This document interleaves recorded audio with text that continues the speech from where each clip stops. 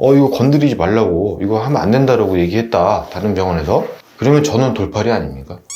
근데 제가 돌팔인가요?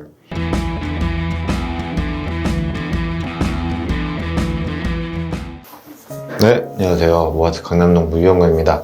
이제 머지않아서 설날 연휴 이제 조만간 앞으로 다가오는데, 명절 연휴 또 이번에도 잘 보내시길 바라면서 이번에 기획한 두 편의 시리즈 정수리 모발 이식에 관해서 말씀드리도록 하겠습니다. 제가 이 얘기를 얘기 안 하고서는 이제 입이 근질근질해서 못 참겠다는 그런 상황이 왔는데, 정수리 수술이 타 병원에 비해서 저희 병원이 많은 부분이 분명히 수술하러 오신 분들의 한 25% 정도 정수리 수술을 하시는 걸로 이제 데이터가 나왔습니다.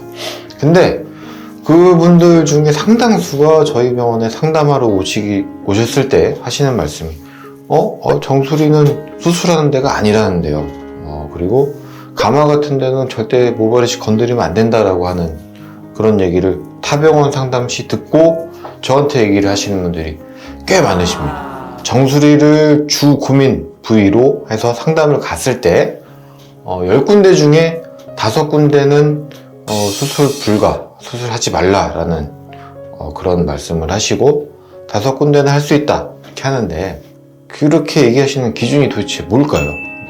그리고 그런 수술을 제가 다 하는 저가 지금 10년 이상을 하면서 정수리 수술을 마치 기준 없이 하는 그 50%의 의사 선생님들한테 저는 비양심적인 의사인가? 라는 그런, 이제 좀 얘기를 하고 정리를 해야 되지 않을까. 정수리 수술을 무조건 하지 말아야 된다는 얘기는 잘못된 얘기입니다. 헤어 트랜스플란테이션이라는 교과서에 360 몇 쪽인가 하여튼 제리 웡이라고 하는 선생님이 계신데, 캐나다에서 모발 이식 병원을 하시는 중국계 의사 선생님인데, 참 제가 존경하는 분 중에 한 분입니다. 거의 원탑이라고 보면 그분이 제일 원탑인데, 하여튼 그분하고 제가 정수리 수술에 대해서 얘기를 많이 나눴어요. 그분이 쓰신 정수리에 대한 수술 내용을 한 10번에 가깝게 읽고 나서 그 해외 학회에서 만날 때마다 이제 그런 부분에 논의를 하고 했었는데, 정수리 수술은 그 책을 제대로 읽고 나서 보면은 기준이 생기고, 정수리 수술을 할 수 있는 부분과 못하는 부분, 또 술기적으로는 하면서 많이 터득해야 되는 부분이 분명히 있지만요, 정수리는 무조건 못하는 부분이 아닙니다. 절대 하지 말아야 되는 그런 탈모 부위가 절대 아니라는 것을 다시 한번 교과서에 나와 있는 내용을 다시 한번 말씀드리고, 정수리 비침으로 병원을 방문하시고 정수리에 대한 고민을 얘기하시는데, 무조건 안 된다고만 하는, 그렇다고 해서 무조건 다 된다고도 얘기할 수 없는 정수리에 대한 저희 모아트의 수술 기준을 말씀드리도록 하겠습니다.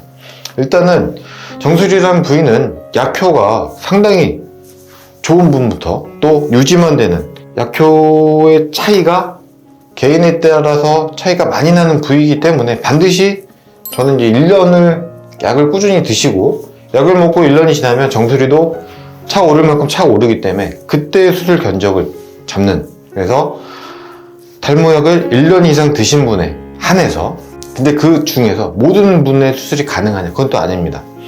기존 밀도가 75에서 80% 미만인 분들, 약을 1년 먹었는데 많이 좋아졌는데 75에서 80% 미만이어서 두피 비치는 지역에 대한 고민이 있으신 분들, 그런 분들, 그리고 머리도 많이 없으시고 약도 1년 이상 드셨는데 뒷머리가 같이 없으신 분들이 있어요.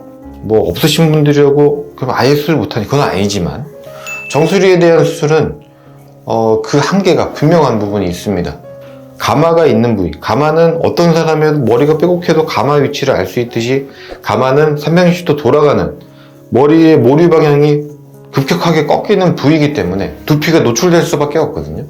그 부위에 근접하면 근접할수록 우리의 두피는 노출이 되게 되어 있는데, 수술적으로 그 급격하게 꺾이는 모류를 모두 다 커버할 수가 없습니다. 그래서 정수리 수술을 하더라도 제가 일반적으로 설명드리는 부분, 원래 비어 보이는 지역이 호떡이었다.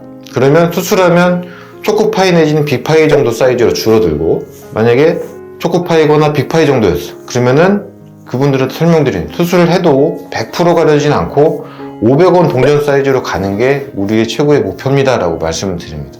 그래서 정수리 뒷머리가 없으신 분들의 기대치가 만약에 높게 되면 이 부분도 좀 우리가 고민을 해봐야 돼요. 뒷머리가 안 좋을 때 기대치가 높은 분들, 현실적인 기대치, 정수리에 대한 기대치를 잘 설명해서 소통이 잘 되는 그런 부분에 한해서 수술을 진행하고 있다는 점 말씀드립니다.